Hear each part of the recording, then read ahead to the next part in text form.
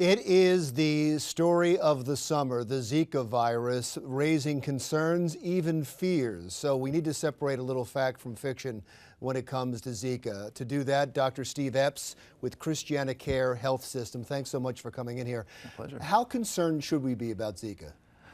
I think if you are traveling, and especially if you are pregnant, you should be extremely concerned. But it is a major public health threat in many parts of the world, and depending on how things go, we could see more of it in the United States. Is it a major public health threat in Delaware? Well, so far in Delaware, there have only been 5 proven cases as of now. So the answer right now is no, but if more and more people travel to affected areas, bring the virus back with them, mosquitoes bite the people who have the virus in their blood and turn around and bite somebody else, it could be spread in that fashion sometime in the future. Right now, it's a travel health concern. People traveling here or people from here traveling to somewhere else. That is correct.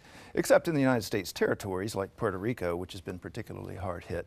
But for the continental United States, it is largely a travel-associated disease.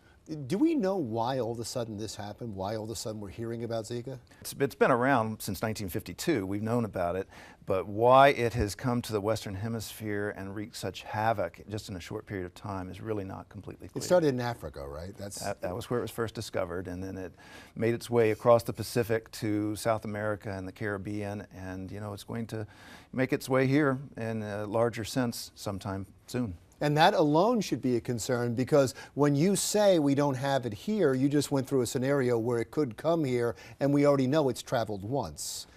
That's correct. And the mosquitoes, they don't know any geographic boundaries. And the mosquito that carries, there's 2 mosquito strains that carry Zika virus. They're both in the United States.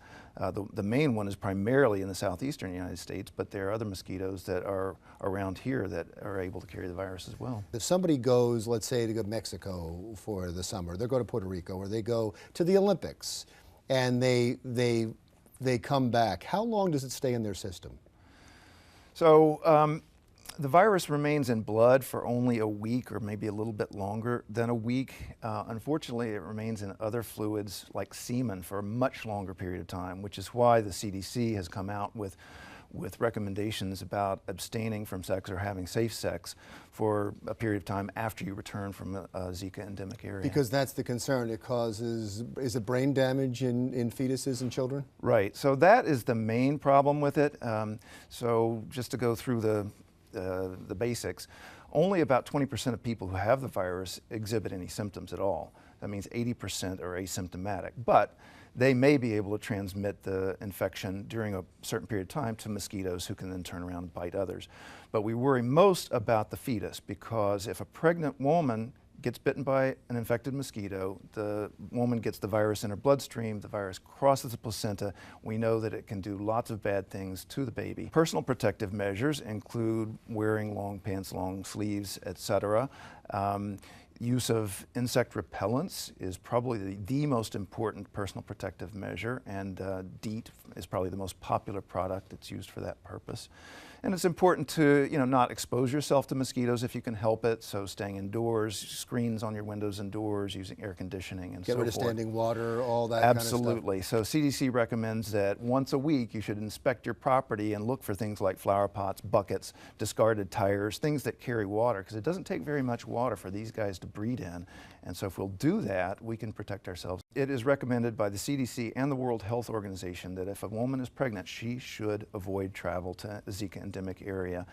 Others, of course, can travel, but they need to take the proper precautions, both while they're in the Zika endemic area and after they return, particularly in terms of sex. I know this isn't your area of expertise, but if you were in charge, would you have canceled the Olympics?